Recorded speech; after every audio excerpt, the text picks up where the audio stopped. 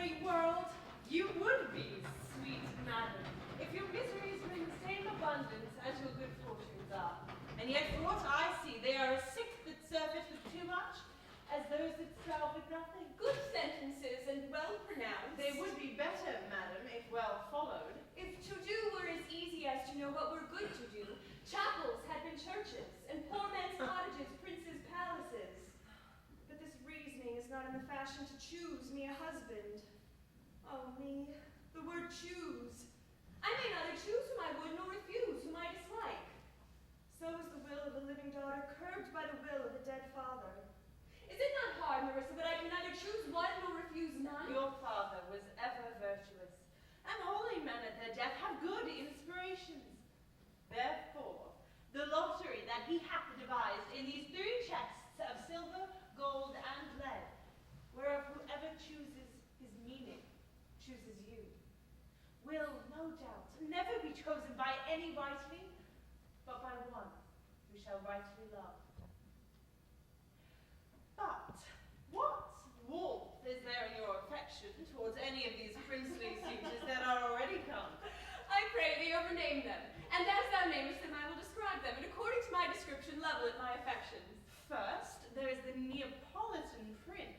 Aye, that's a colt indeed, for he doth nothing but talk of his horse.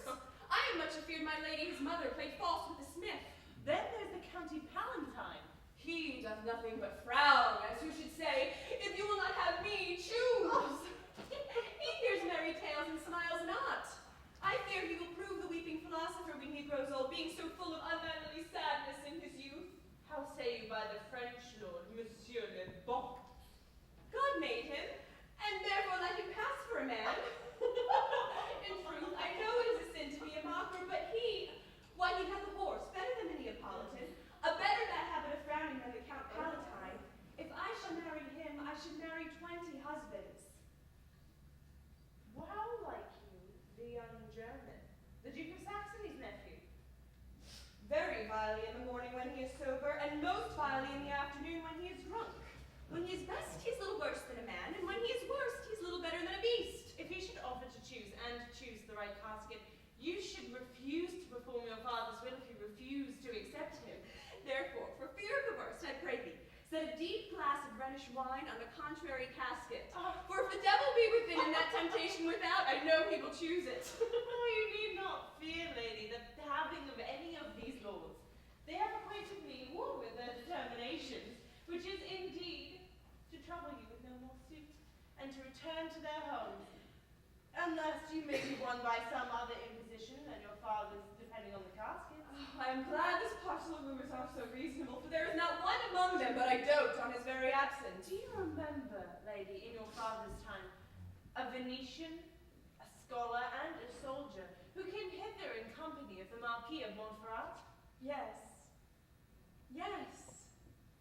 Bassanio, as I think he was so called. True, madam.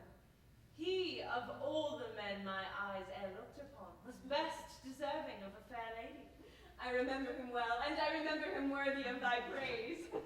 How now, what news? The 4 strangers seek for you, madam, to take their leave, and there is a forerunner come from a 5th, the Prince of Morocco, who brings word the prince, his master, will be here tonight.